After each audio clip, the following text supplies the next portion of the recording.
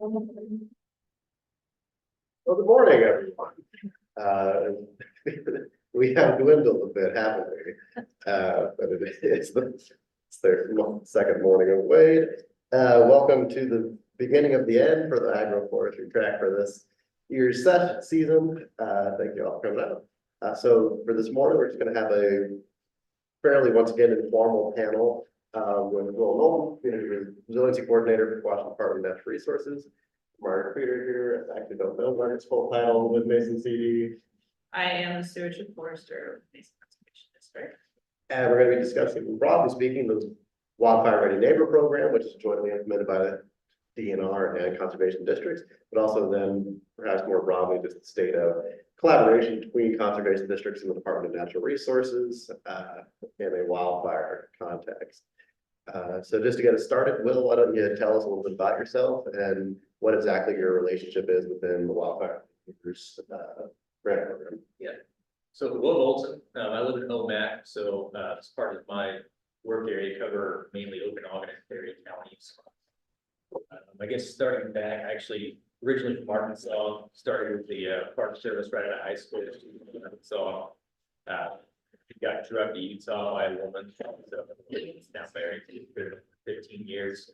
But lived in Utah for 6 years, worked for the Forest Service and the state of Utah DNR there, and then ended up somehow strangely in Okanagan County and been working with the DNR since 2018. Started in the fire shop and then took the position of Community Resilience Coordinator. Initially when that position came out, which is kind of how it ties in here, PD that was put out essentially was wildfire ready neighbors. That's your job. And for me, I've been with wildfire ready neighbors whenever it was even being developed. As far back at the beginning, it's even picking out the logos and designs on all the mailers and postcards that went out, trying to kind of grasp what the program was going to be and kind of those successes and failures we saw that first year it was launched. And me being the way I am, it's like, well, if I helped start it, I might as well see it through, played the position, got it. And now since 22, I've been working to kind of take that initial concept of wildfire neighbors and form it into what it will be going to forward now that the other community resilience coordinators are in place and seeing over the next 3 to 5 years. Now the Department of Natural Resources kind of is shaped and molded with new leadership coming in. Margaret, what about you? What's your? Yeah, so I've worked with the Mason Conservation District for 3.5 years now. We launched Wildfire Ready Neighbors in Mason County 2023, and they're currently still running that program. We launched at the same time as Thurston and Pierce CDs, and those were the first wildfire ready neighbor programs on the west side of the state. That's my context there, but I am a forester, so I come from a more forestry background and have a lot of wildfire experience beforehand. So it's been a learning experience to get into these programs and kind of understand some of the complexities. There is some overlap with the forestry side of the work, but it is also pretty different field to get into. You're working a lot more with the social aspects of wildfire than anything else. Well, within the WRN context, how reminded the conservation district come to play the role that they have? It was piloted in Okanagan in April and May of 2021, and then how did we get to it? So that first year, Okanagan and Chelan County was kind of that epicenter of that launch. Initially, the idea is all great top-down approaches, kind of a direction from the top of the agency, some past experiences of similar marketing campaigns that were successful, and that was the approach. Okanagan and Chelan counties later on that year in Spokane was kind of based around some of the goals laid out in the 10-year wildfire strategic plan, identifying those main epicenters of fire activity in the summer these are the areas the agency's constantly going to for large fires. How do we get a program based around what a homeowner can do in those areas? That's how that rolled out. With the conservation districts, with Okanagan and Chelan counties, historically pretty heavy in the wildfire area as far as providing education and experience and expertise in those fields between Cascadia and Okanagan CD. Gifford, great guy Gifford, had a pretty good working relationship with those two CEs. Is kind of a natural partner to bring in. Folks that have been in the area, knew the partners, guy I worked with close in the past, myself with the Okanagan CD, previous employees, Kirsten and Mindy. As I do now, I just kind of wander in there on occasion. Ended up doing stuff there for in a good way. Kind of got wrapped in there, spending on the years, slow. But just that natural partner. Y'all's conservation district in Okanagan and Cascadia have similar programs already. Just taking those experiences from both agencies and melding them together and helping push that out. Will comes to our office so often that he has a line on our sign in, sign out board. He does not use it, and technically speaking, he should be fined 25 cents every time he forgets to, but we don't have any ability to enforce that. I still remember when you wandered into our office in the first week of July to introduce yourself, like, okay, another random DNR person, and yeah, now I talk to him I talk to him more every week than I do my own mother, so. So. Yeah, and I'd say that's kind of your question. A lot of the operating neighbors for the conservation districts that haven't had that close working relationship with the DNR employee like myself, I consider a lot of this stuff just kind of like a trust building relationship. So everybody has their priorities, their kind of mandates of what to do, but for me, that'll be as it close. It's go back, open up, it's like a lot there. But for a lot of the programs, just walking in, chatting with folks, seeing what's going on. And maybe it's different for a lot of the other conservation districts, but for us, we joke that eventually our shirts are going to just say DNR, OCE, or OCDR, because the majority of our programs overlap so much, we're not sure who works for them.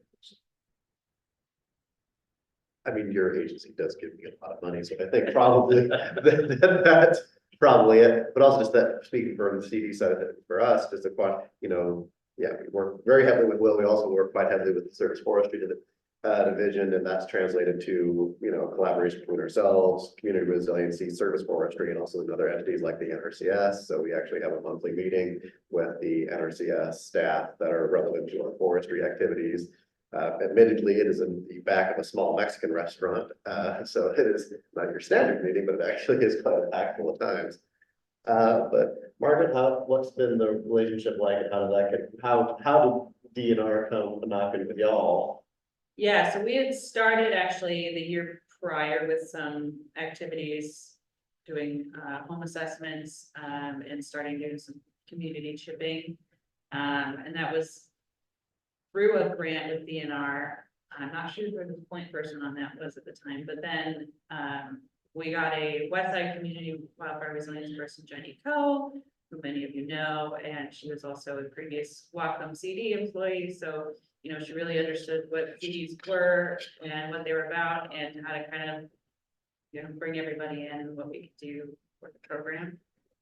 So she got it started on a great foot, I think, and really kind of let us lead and fill in how we were comfortable. A lot of it was mainly focused on capacity. So it was, where did the fire districts have capacity versus the CDs versus the DNR Service Forestry division. So we kind of played it by ear and came up with some roles that we're still kind of, still working on, and still doing a lot of communication to make sure that that still fits with everybody. And then, Jenny was covering the entire west side, so it's a bit of a stretch for her to do all of that. So they hired another position, and that's Jessica Ball, who's now in our area. So I think it's been really great pretty open communication, very flexible with what's happening.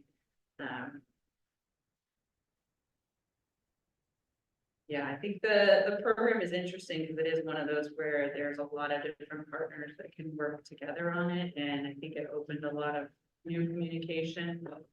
Because previously, we hadn't been working with our fire districts pretty much at all, as far as I knew. We didn't really overlap in a lot of situations, so that kind of helped bridge the gap, even just locally, in the fact that we were working in this bigger program together. So it's been good to not only build that partnership, but it also brings the CD information out into the community in a different aspect. So I think overall it's been beneficial for us. So could you expand a little bit on your work with the fire district? So that's one kind of departure between WRN, over the mountains on either side. For in Okanagan County, we do not work with any of the local fire districts in the WRN context because ours are almost exclusively volunteers with, say, one single paid chief who also is a rancher or municipal fire, whatever. Yeah, so we have several fire districts in Mason County. They definitely vary in size. There are a couple that are pretty much mostly volunteers, but most of them have at least a few permanent staff. And then the ones like Central Mason, which is in the middle of Shelton, have probably the biggest staff on hand.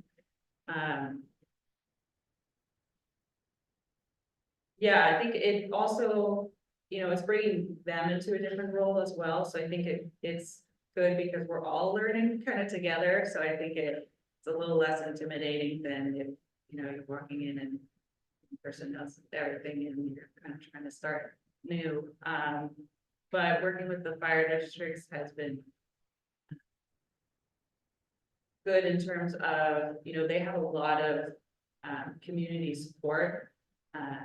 And, people really trust their fire district a lot because they're the people who they're going to call if they need help with something. So, it kind of brings a different part of the community to the table, I think, and opens up new doors because those people have a lot of different experiences with firefighting that they can bring that information into the conversation and kind of help with answering some of those questions. Because we get a lot of, okay, how does this interplay with like the interior home safety versus exterior? And then what do we do when we're evacuating? And that's where like the fire districts are really in charge of a lot of that evacuation and getting the message across to their districts of, where do we go in an emergency? So it brings a level of holisticness to the conversation, and that it's more overall emergency preparedness. We've also started in Mason County, our fire marshal kickstarted a community risk reduction group, which has been really great. And so that brings in the county employees, the fire districts, and other organizations like the Clean Air Conservation District, the federal firefighting, the DNR firefighters, which are separate from the community wildfire resilience program. So it kind of brings everybody together in one room to really go through all of these different aspects of emergency preparedness, not just the fire part. So I think it's been great to have those other partners on board because you do get a wider perspective and definitely more community context, because a lot of times those firefighters have been working in the same area for years and years, so they really know what's on the ground there.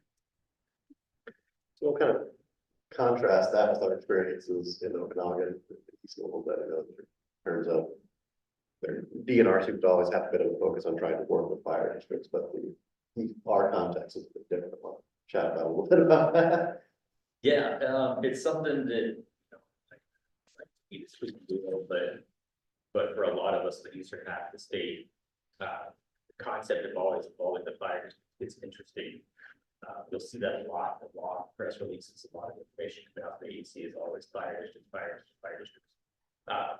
And just kind of rehashing that real life scenario, including the fire districts is great. They have paid staff and they have the ability to engage with you. But, as you said, a lot of us, especially Okanagan, Ferry, Ponderay, good portion of Chelan, Grant, Adams, Whitman. That concept of a fire district doesn't really exist in reality. I have people I work with, fire districts that literally are running a 1,000-acre ranch. And if their meter goes off, then hopefully the cow will fine. They go do whatever they gotta do. So trying to approach those entities, saying, hey, we need to commit to X number of home assessments to help us out, bringing your experiences and your feedback. That's essentially taking money from them to have them help us out.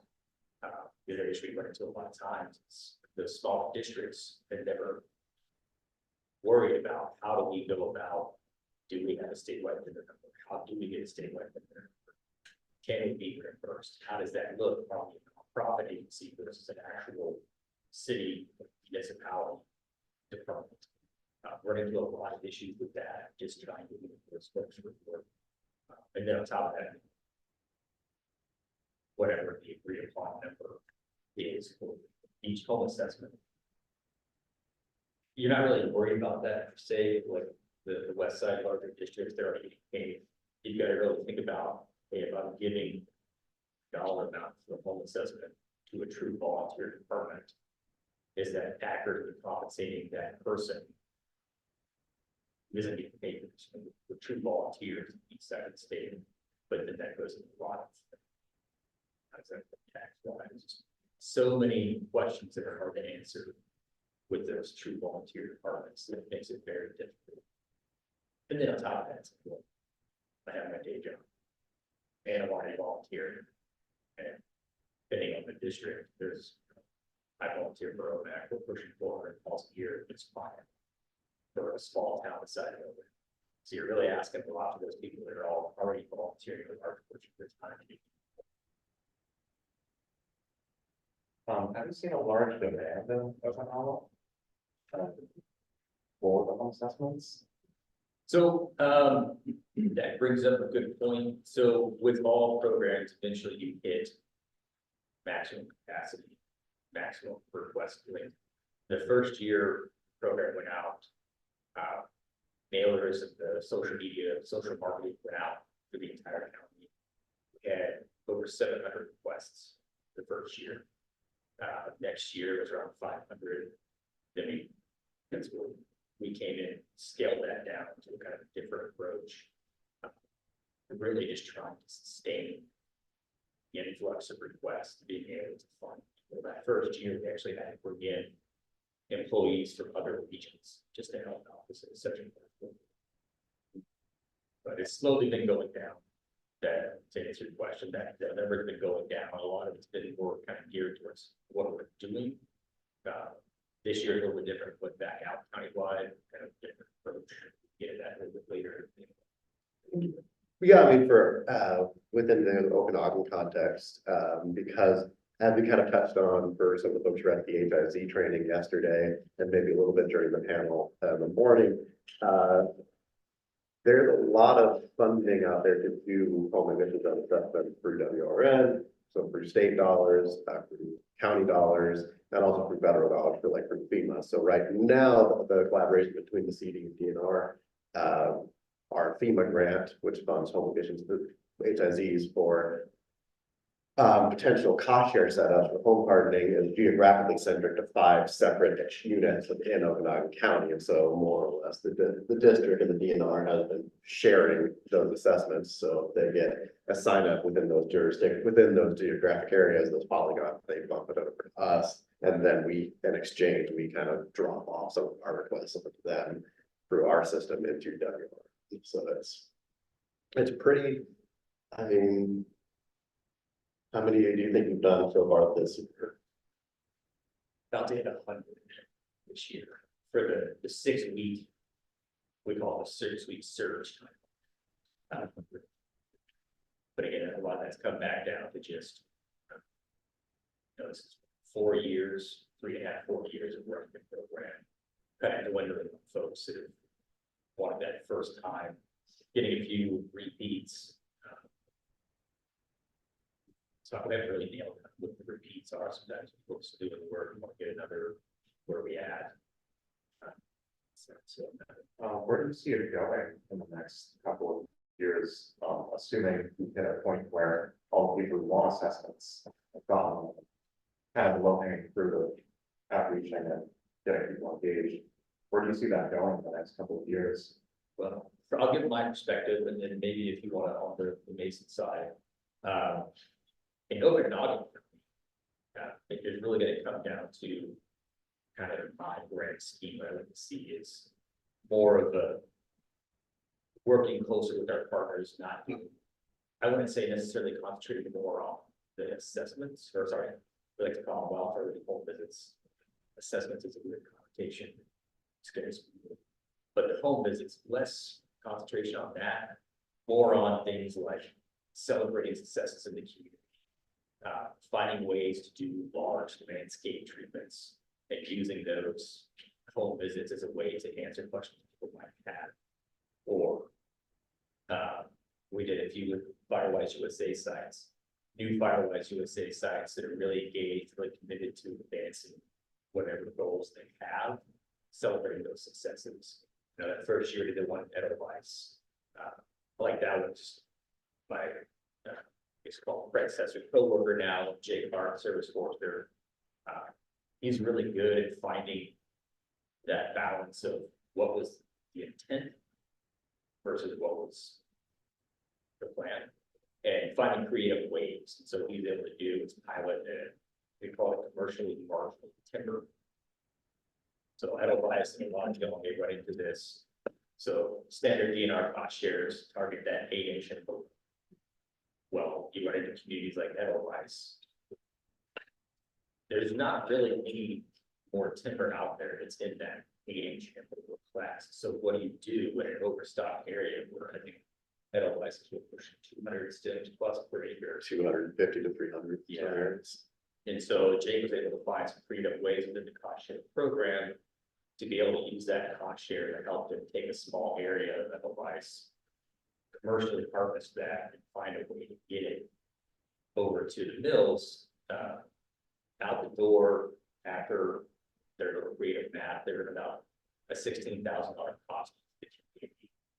At the end of the day, it cost $30-ish thousand is what that cost after all that money from the timber sales came in. So just trying to find ways to do that. So it's such a, basically my point, such a difficult process and a lot of planning, using wildfire neighbors, using that event as a celebration of all the hard work they've done, not just with that pilot, but all the other service forestry work that's going on. Just this is what you can do. This is a success, and just celebrate that.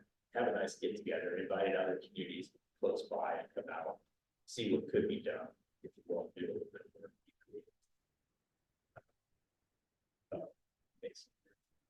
Yeah, so sounds.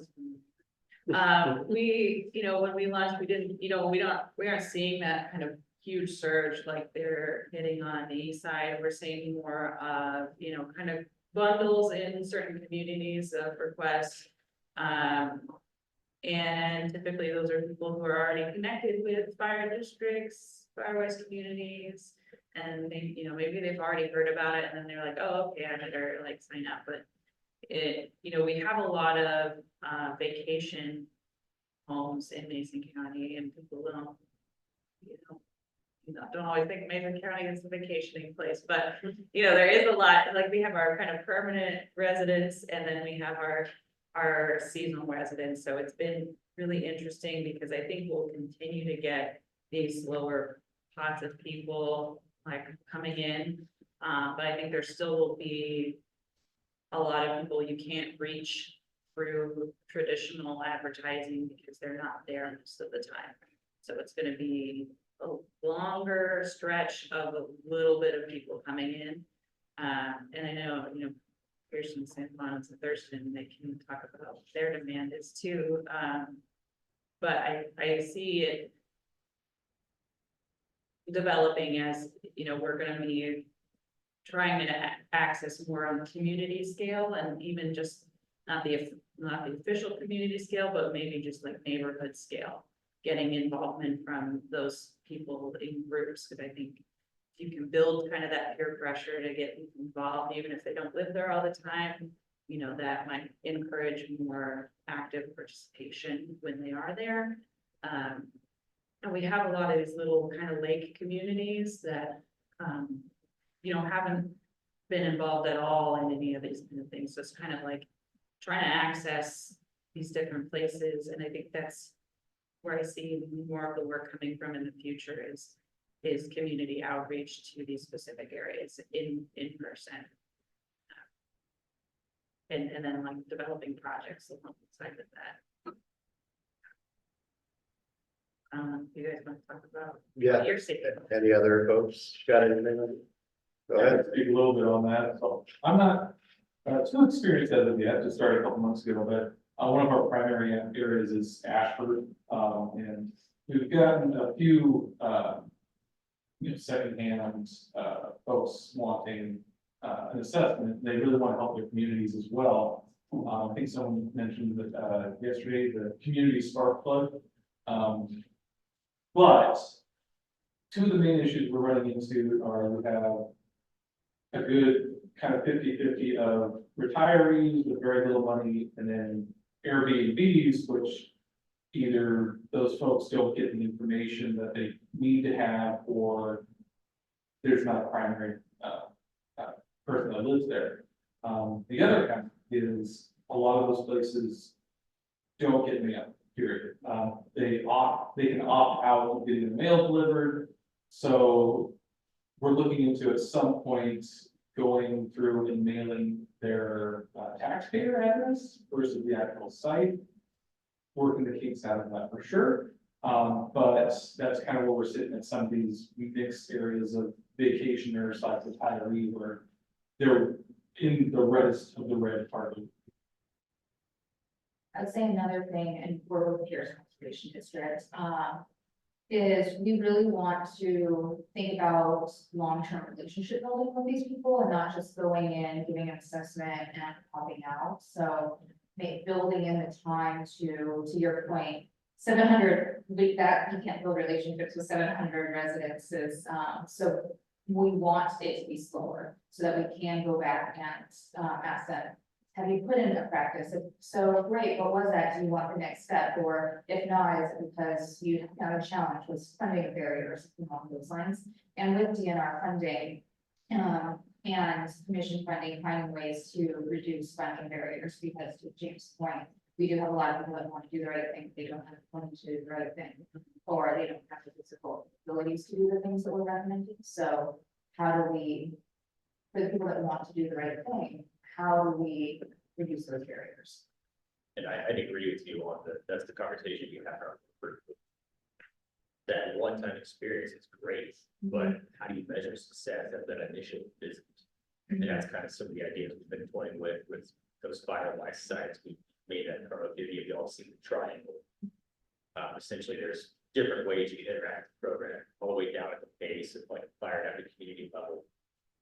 Then you have Firewise USA, and then offer neighbors, but trying to include, essentially, we've done it a few times where you have that Firewise USA community risk assessment.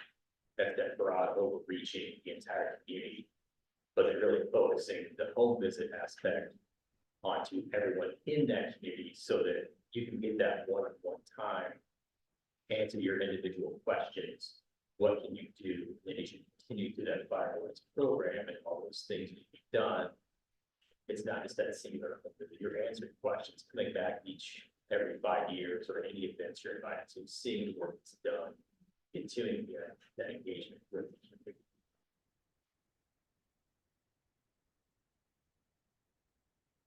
So, I'm in an interesting situation where we cover all of Canadian County and the Western, look at that county in Underwood, yeah, I'm working with Charlie. And so in that smaller Western tech portion, our veteran neighbors has been launched, and so people who are participating, Skamania County, not so much. And I'm just wondering, with the overload of assessments, it sounds like that launching WRN would bring what kind of, the word that's coming to mind is infrastructure, but just what should we have in place before we say, okay, we want to launch WRN in Skamania County? What should we have prepared Yeah, before we? so this is a great question, having listened to y'all experienced in Mason, and know for sure it appears is. So this, the website we use, the social marketing, we can condense to wherever we want, it's great. The issue that arises is on the sign up form for the website, it's just count. So you do an entire county, so say we want to turn on Skamania County. We're not necessarily saying that, oh my God, all of a sudden you're gonna have thousands of people flooding the website from Skamania County all across the place. It's more of, we can't guarantee that somebody on the farthest west half of Skamania isn't gonna request a home visit. And then what do you do? Because our agreements are always on the set up for the website review, your footprint. It's the same thing I heard at the AARs, Pearson, Mason, and Thurston. It was really focused in an area, but what do you do when you have that request somewhere away? That may not have the DNR, they can go out there and do it. Definitely not the CD employee, because that's not in the district. So there's always that concern of what happens. If it happens, especially in Skamania, because perfectly or wrong. Which region employee is gonna do it? If it's the DNR doing it. That's an issue that arises down there. With CD, you know, obviously you want to stay in district boundaries, it's conversations. Eli, I had with Twist. You know, they're not in a conservation district, so. Maybe out of the goodness of your heart, are you gonna go and do it? But then what happens if, say, you have a large influx? Who's gonna handle 100 home visits if it's not in a district boundary? That's in the far reaches of the county. That's the concerns a lot of folks have.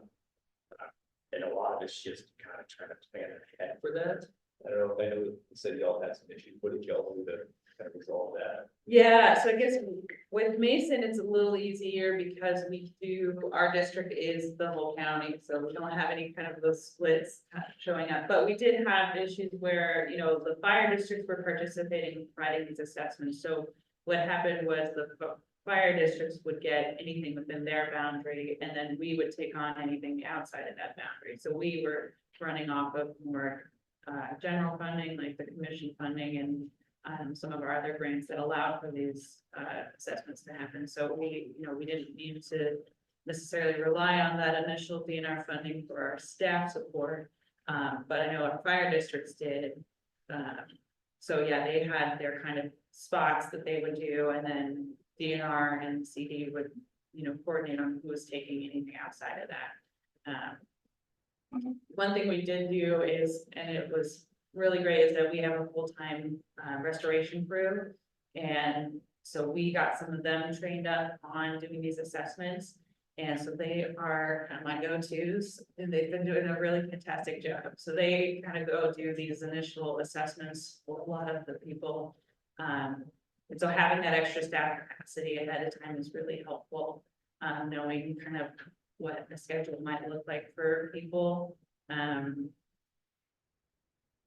Yeah, so that's kind of the biggest is, you know, if you can pinpoint who's gonna be the lead and then who's gonna actually be doing the field work, that's great. One thing I've been struggling with is kind of even just the management and like setting up the appointments and kind of managing, okay, are the reports finished, who's done what, like checking all those boxes, like that's taking a lot of time. And so it's like, you know, I've been doing a lot of this wildfire more like administration side of things and not as much of, you know, the forest stewardship side that I still also have to do.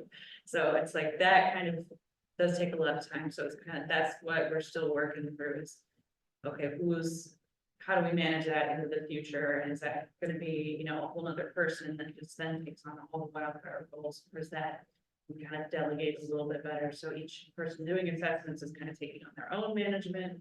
But how do we balance that with the other goals that they do as well? So a lot of coordination, especially in the beginning, is really, really key. yeah, it's still like ongoing. So I think as we go forward, we're gonna figure out a new, better way to do it as we go. So I'm in Snohomish and we are doing assessments, but only through commission funding and as far as I know, we haven't had an opportunity to apply for DNR funding for this type of work. Do you like foresee an expansion of kind of this collaboration into other counties or maybe I'm just like missing these funding opportunities or? No, you're not missing. Okay. So, another strange talking point, for those of y'all familiar with our neighbors. It is a year-round statewide program, Yeah, caveat, based upon internal capacity with the DNR and partners to launch these newer towns. As y'all know, up until this year, one person covering everything west of the Cascades. That's resolved until now. Jenny's going back, y'all, so congratulations to somebody. So now we're gonna be rehiring that. Snohomish, so myself and Charlie, we're the ones that actually go twice a week and see all requests. For those counties like Snohomish that aren't actively able to get the law. We still are able to see those. I know there's people in Snohomish interested in that. What I would encourage y'all to do in counties that haven't had an official launch yet, is getting with that community resilience contact. So for your instance, maybe Jesse, start pitching some ideas, areas you want to go, timelines, spring or fall, how that's going to work, and other partners you want to bring in. For me, it's easy. Okanagan County, I've got Eli, and Ferry County, we haven't officially launched there yet, and that's more of here in Ferry County, super remote. Half the county is Caldwell Tribe, the other half of the county is something somewhere. I've been there a lot, I know where it's at. Very low population, very remote. No fire district capacity, because those are again those people that have day job doing whatever. Conservation district. Like 2.5 employees, full-time employees, so they've already got their day job, trying to ask them to leave there for.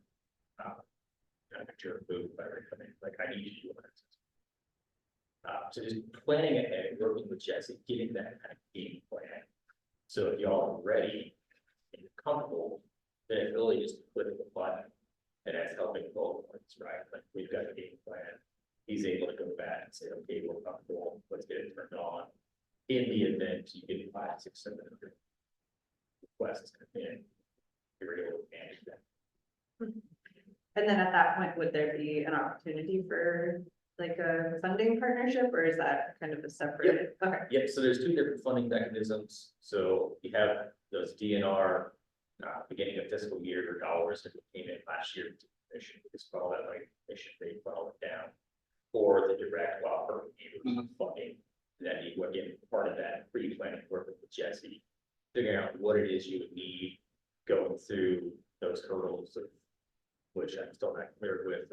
Is it only 30,000 or 100,000 plus for the next number of years, or is it more? Yeah, working that out. And another one of those too is like when the other side of launch, making sure, okay, it's June. If we want to do it this fall, maybe not terrible, but say you started in like January or February, you wanted to launch in May, you only have that short window for the fiscal year requirements, and now you're scrambling trying to get everything done, push it in before June. cool. Yeah, a big thing, I think, you mentioned it earlier, it's like Jesse and Jenny have coordinated kind of all the outreach materials, so there's been no like upfront materials cost for us. And so that's been a big help, is like, we don't have to worry about coordinating any of that kind of outreach, it's more if there are other outreach things or communities that are coming in as funding presentations, that would be what we're working on coordinating, but yeah, the upfront launch stuff is what I'm kind of taking care of. Yeah, that's been nice. I can share San Juan's experience. I think we're the newest county that's joined, just in, our rollout was in May. And it's been overwhelming. The way we've divided the work is through, the lot of fire districts. So where the geography is a lot of big islands that have their own fire districts, and then outer islands that are either have fire brigades or have an agreement with one of the bigger fire districts or an agreement with DNR. And so those have, the most of those entities have gotten funding with DNR to complete some assessments. So that's been a big help. The CD is also, I guess the number as of today is right around 100 requests for just the CD alone. So I bet we're 300 total. 300, okay. So it's a lot because we're pretty small, but we also have a conservation crew that's trained up, but their season ends at the beginning of July, so we're losing them. There'll be a new crew that comes in September, but for 2 months out of the summer, we don't have them. So we're trying to get as many site visits in before they leave. But there's additional logistical challenges, right, with getting to different islands, and so it's really time consuming. I can usually, if I go to a different island, I can get 3 visits in before I need to get a ferry back, which doesn't feel super efficient. But And that was kind of, I was mentioning to a question earlier, is, y'all had this great idea, we're gonna over 18 months, kind of tackle an island by island. Until 5 people on the one you're not ready for yet decided to go on the website, click submit, and then now, do we alter our plans? Do you all just call them and wait? Now with Jenny's move back to the commission, discussions we're having is, well, wait, in the meantime, myself, I think it's kind of like that part of the joke, but at the same time, like, told Jenny yesterday, I'd be happy to help. I just need to know, like, how does one go about getting a fair? So, like, completely foreign to me. I have no idea. So, like, how will I plan? Do I need to speak? We're in a desert, right? I was with him on his first ferry ride of his life, last year. So. Very, I had experience with this Keller, it's super mellow.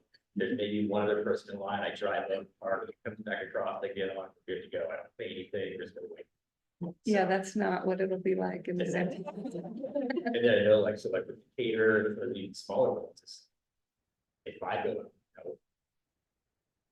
apparently there's like barges or something, like private barges, but Yeah. like, It's pricey. you're there, but like, can I one part of that, government funds to hire a private barge, is that a contract team?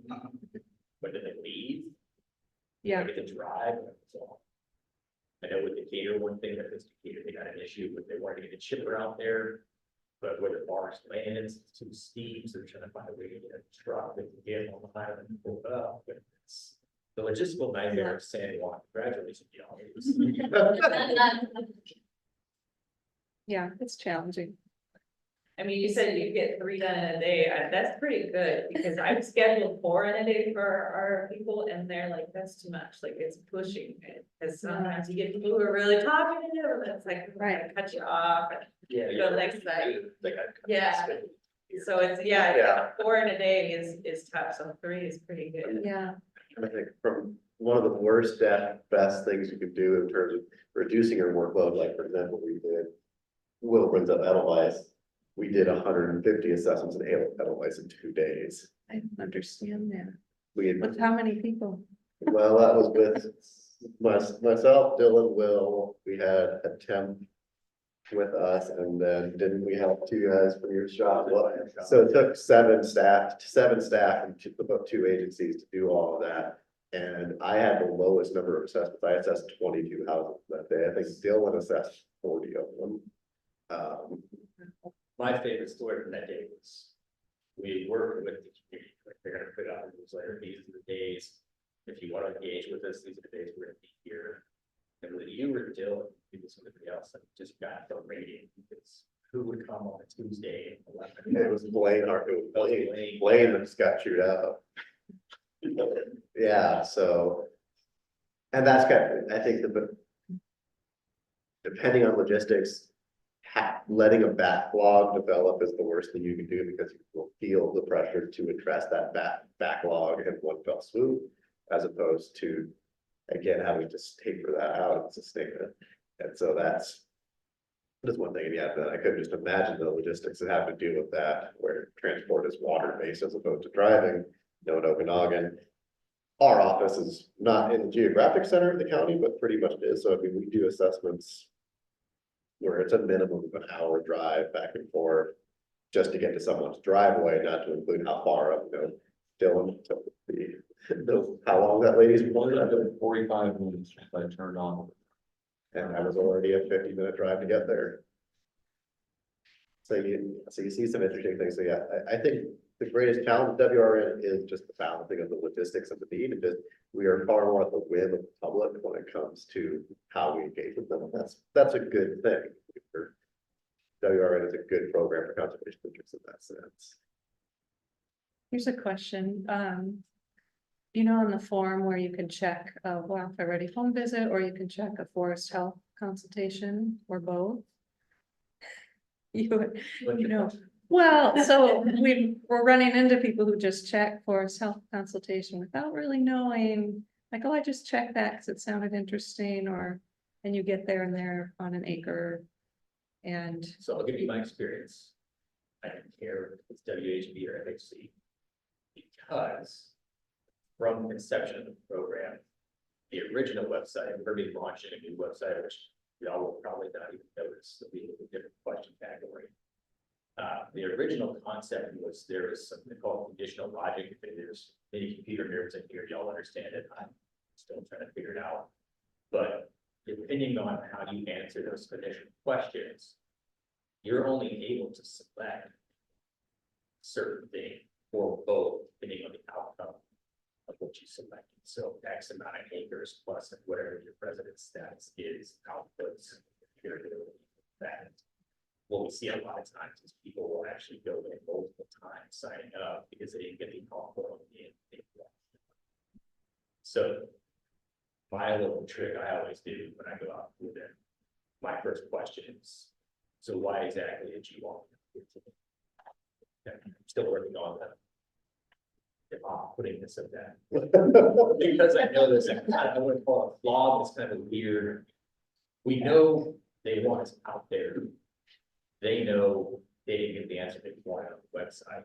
So it's more of just at the end of the day, that initial conversation of, are you worried about the tree limits? That helps kind of frame where we're going. Yeah. With it. And so you're probably aware right now that the website isn't taking acreages or emails. So we have to, when we call each person now, because we don't have their email, we have to ask them. Somewhere, somehow, it does still take all of it. It's just not But coming to us. my initial, when I first started, I was the sole one doing for all the 7 counties at that point. It was a 3 to 5 hour process of taking the initial raw data and condensing that into a main, which then condenses down into individual counties, which then would then condense down into which individual partner of places I didn't even know existed, sitting that out. So there's something going on with the website with email addresses, and we're in that weird spot of if we're gonna put out essentially going from a WordPress platform to a Drupal platform. The Drupal platform is going to be a lot more user friendly on that back end. It would spend time, energy, and money trying to figure out why the email addresses aren't popping up. Or just waiting for 3 more weeks until that goes into your logistics point. I hate cold calling with a passion. But I also know is cold calling a better alternative than spending the 2 hours of trying to go back into the back end of the website pull all that data, and try to correlate it with the correct site, am I gonna be able to get 1,000 into the Excel sheet lined up properly with mistakes? Hopefully. But I don't. So, a lot of those weird little, it was only back April, middle of April. Charlie and I noticed it. Was a thing. And whatever happened in IT world, it's just gotten progressively worse. Okay, a few more weeks then. A few more weeks.